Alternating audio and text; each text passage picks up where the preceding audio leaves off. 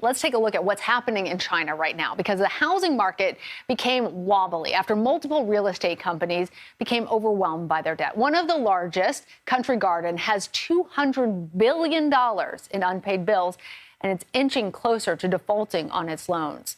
Now, the property market defaults are also having an effect on shadow banking. Now, that's lending that's done outside of traditional banks. Unlike here in the U.S., the Chinese real estate market is particularly dependent on shadow banks. They're responsible for an estimated 43% of China's GDP.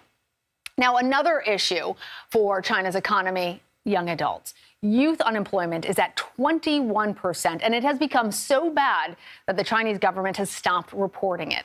Let's give you some context. That actually means that 1 out of every 5 Gen Zers is currently unemployed in China. And as you can imagine, if you're unemployed, paying rent is a challenge. Buying a house feels unattainable.